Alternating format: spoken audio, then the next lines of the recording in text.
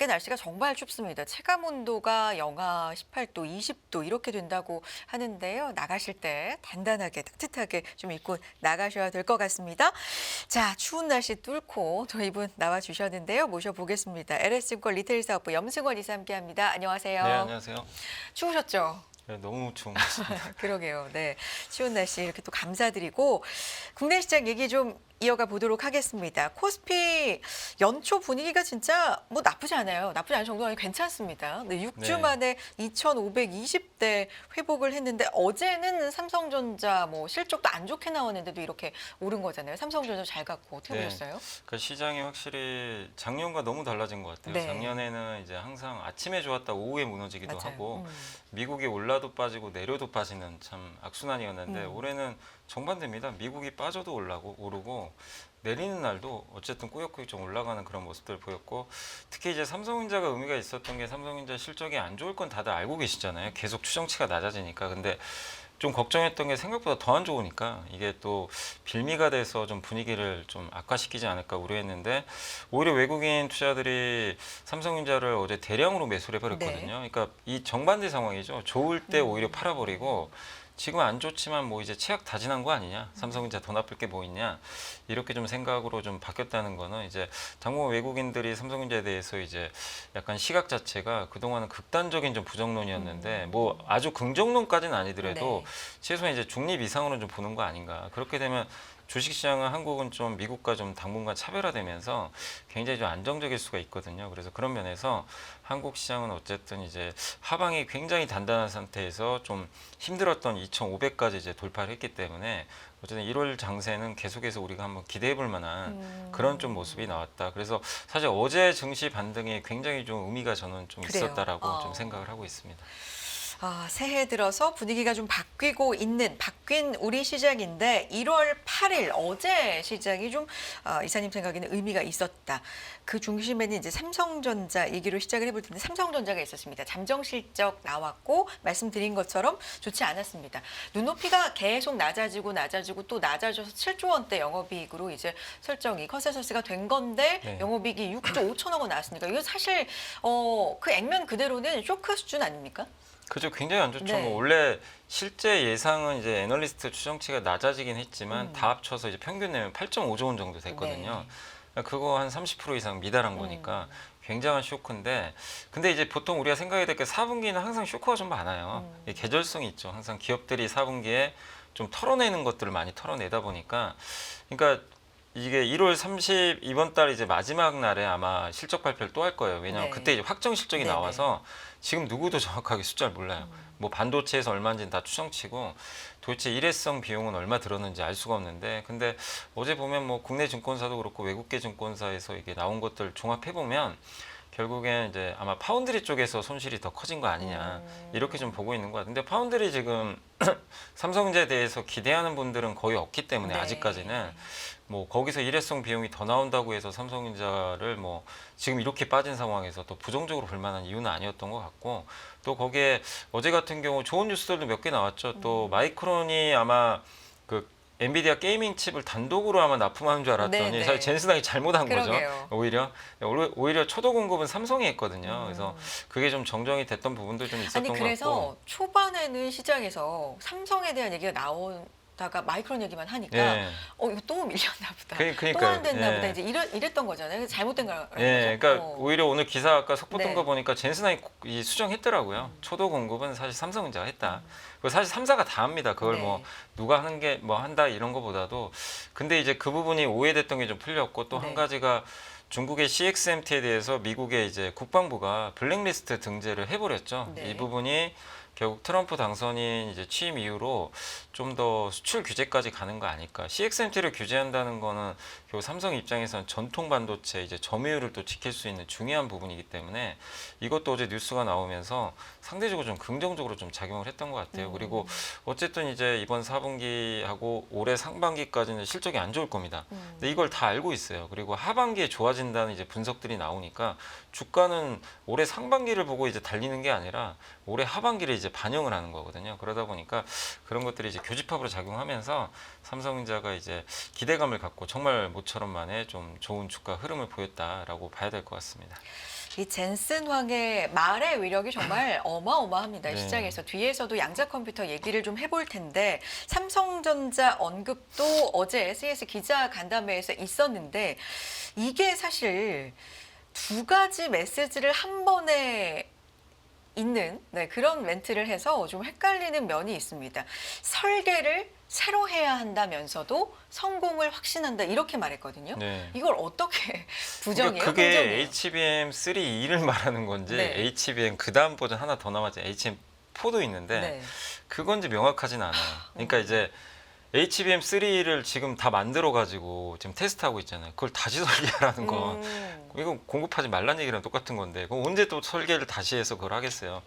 그래서 제 개인적인 생각 HBM4 아닌가. 왜냐하면 이제 그렇게 얘기했던 거는 저는 이제 저도 이제 추측을 해본 결과는 명확하게 이게 구체적으로는 언급을 안 했기 때문에 이제 추측할 수밖에 없는데 작년에도 어쨌든 엔비디아 젠슨왕이 뭐라 그랬죠? 계속해서 삼성 지금 테스트하고 있다. 잘하고 있다. 예. 정말 뭐 통과하길 기대한다.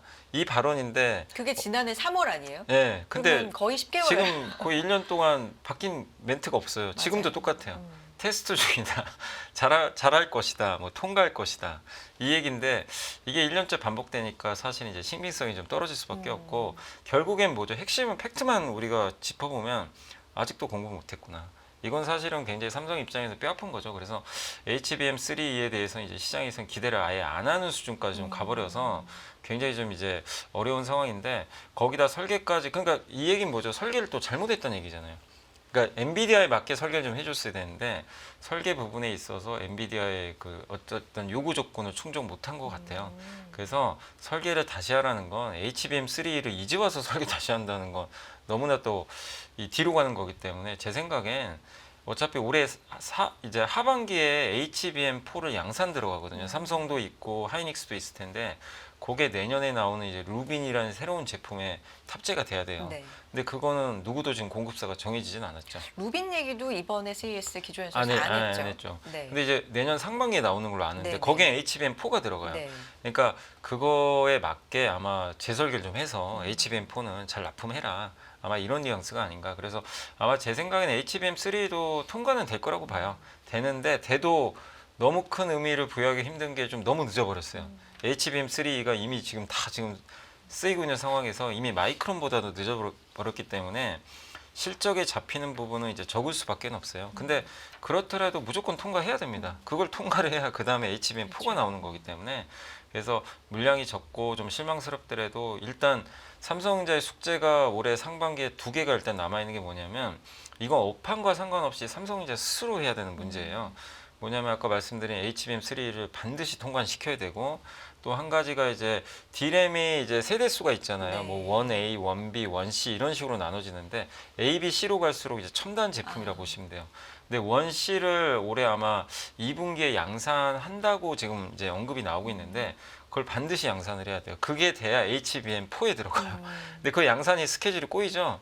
계속 밀립니다. 또 밀리네. 그러면 이제 네. 또 충격을 또 받아요. 네, 그래서 반도체 업황을 뭐 삼성이 어떻게 막 뭐 그걸 바꾸겠어요. 그거는 삼성이 할 수 있는 문제는 아닌데 이 두 가지 HBM과 1C D램의 이 경쟁력 강화는 그건 삼성이 스스로 극복해야 될 문제이기 때문에 그 상반기에 숙제가 남아있다. 그걸 잘하면 다시 주가는 레벨업 하는 거고 그걸 못하면 이제 어쩔 수 없어요. 그냥 계속 박스에 갇혀서 한계에 부딪힐 수밖에 없는 거죠. 그래요.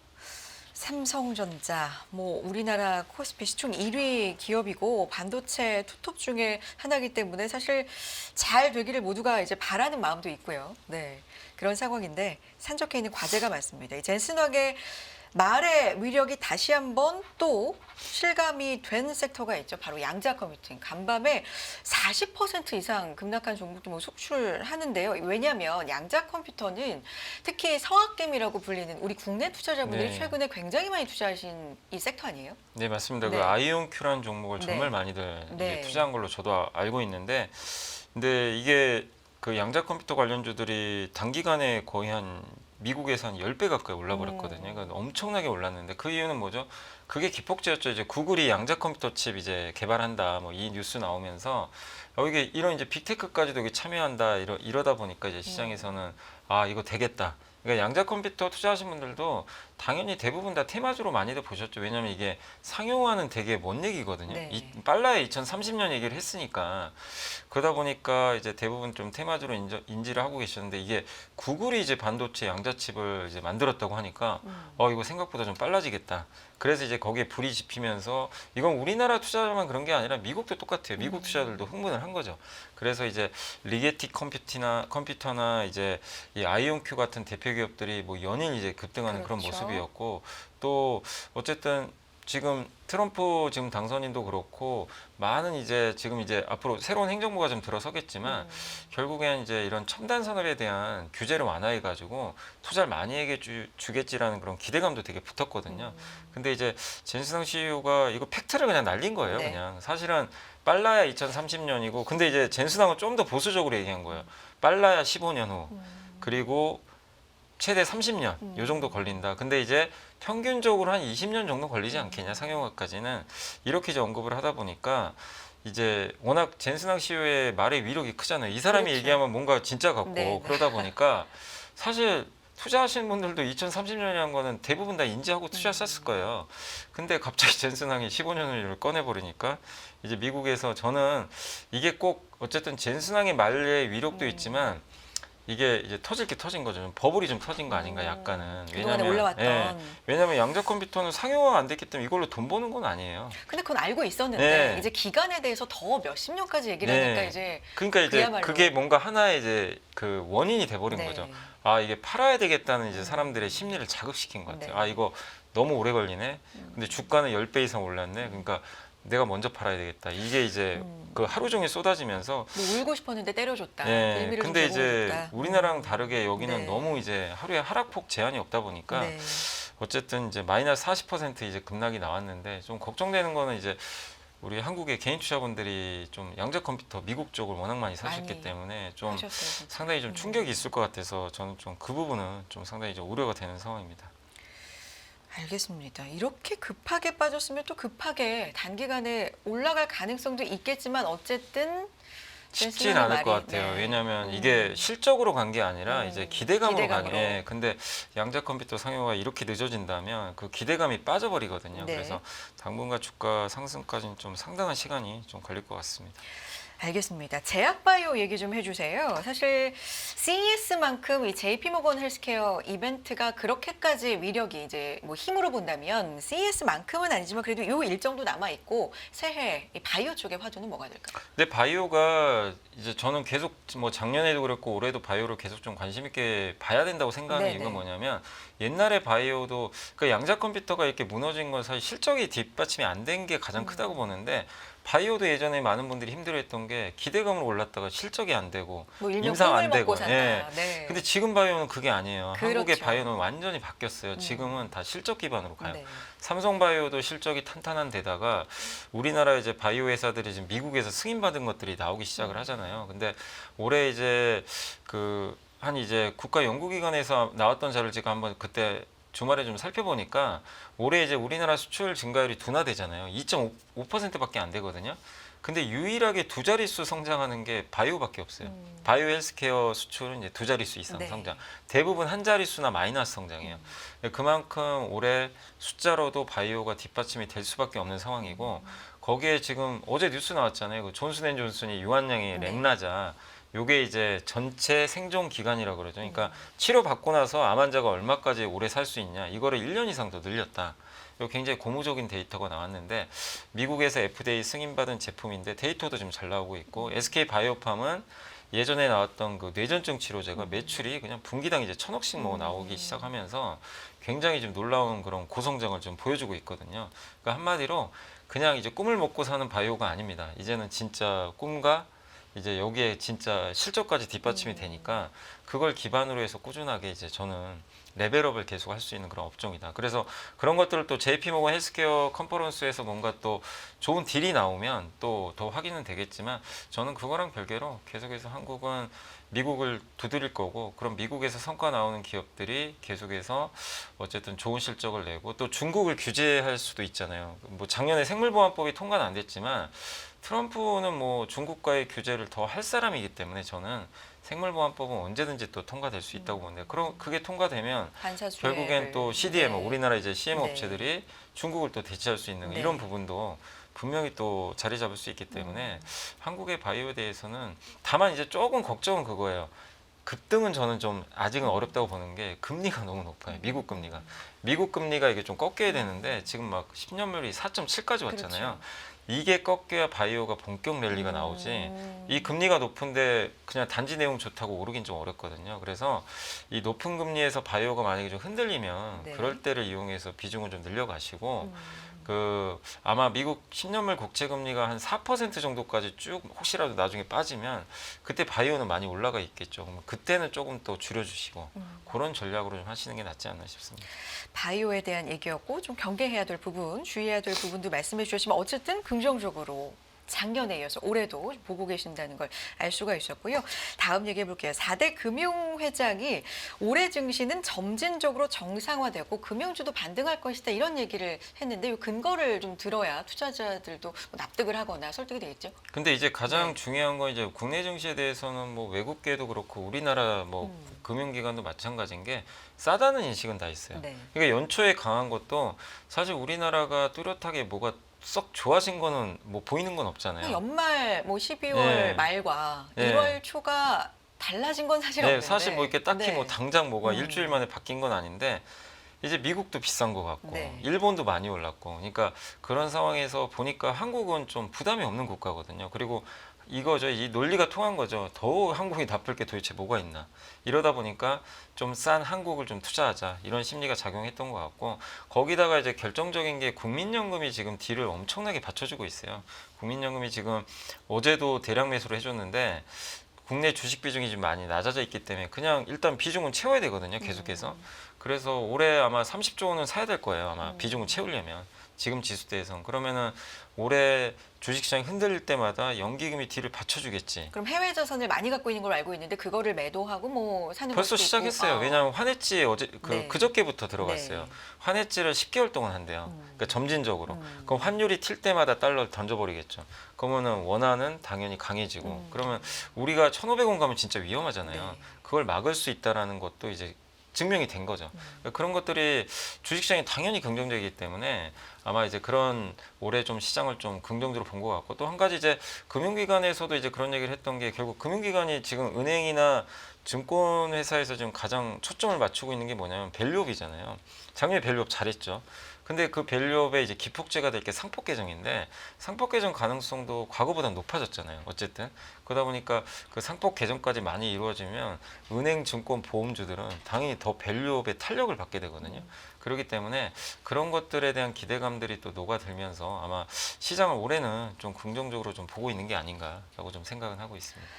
자, 오늘 시장도 대응 방법을 좀 간단하게 얘기를 해보고 싶은데 연초에 이렇게 그래도 출발이 나쁘지 않다 보니까 기대감을 가져볼까라는 생각이 들다가도 사람이 많이 이제 상처를 받다 보면 방어하고 싶은 마음이 좀 생기잖아요.